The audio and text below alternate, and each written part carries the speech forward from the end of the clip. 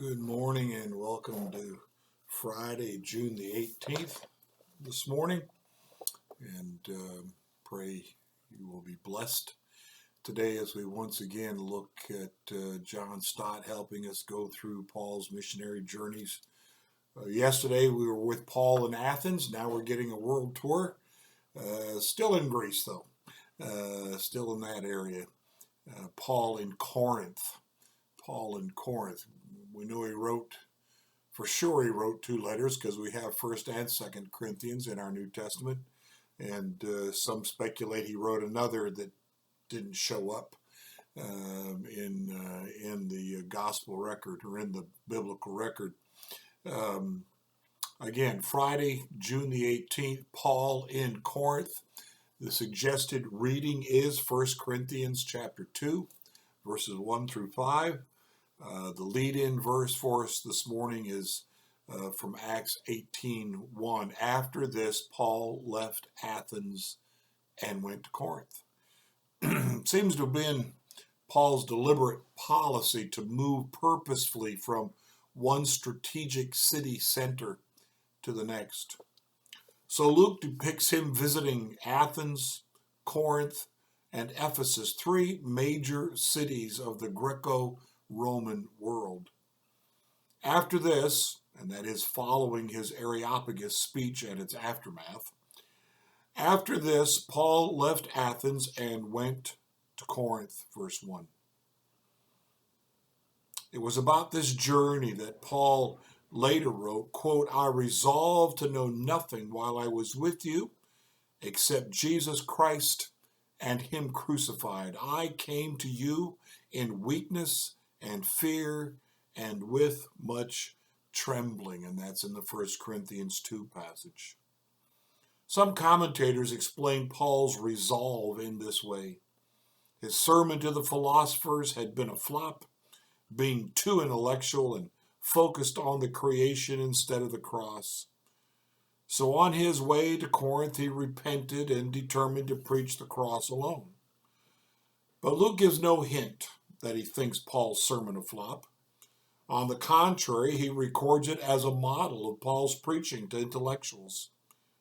Besides, he did preach the cross because he preached the resurrection, and you cannot preach one without the other. Further, some did believe, and Paul did not change his tactics when he reached Corinth. No, the reason for Paul's anxiety and resolve was different. It was surely the pride and immorality of the Corinthian people that intimidated him, since the cross comes in direct collision with both. I like that. Pride and immorality of the Corinthian people.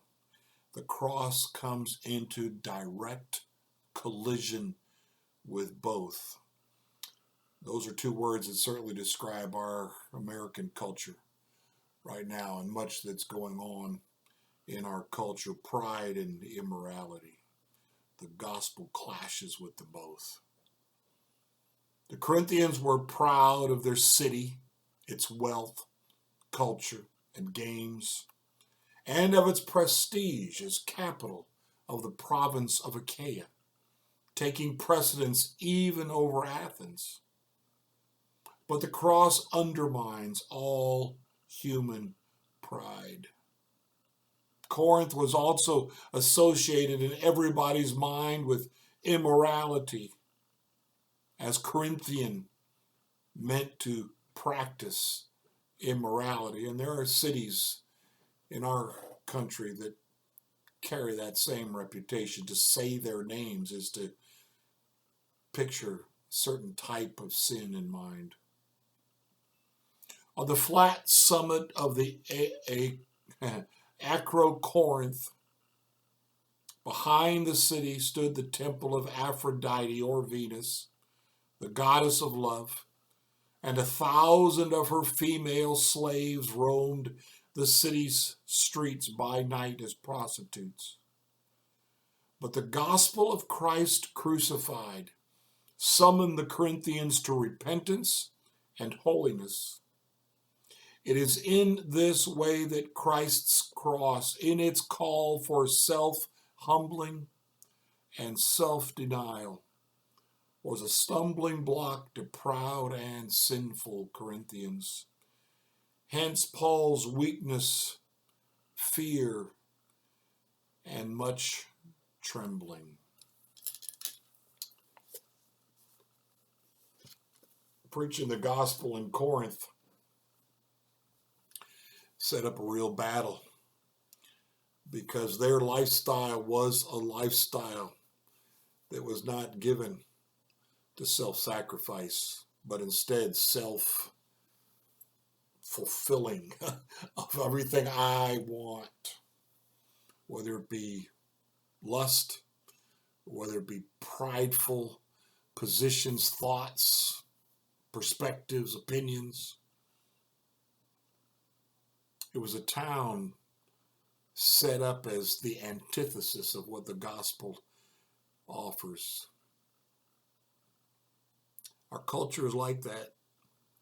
Turn on your TV, go to the movies, listen to things or read things on social media, and you will find that our culture really is not favorable to the gospel anymore.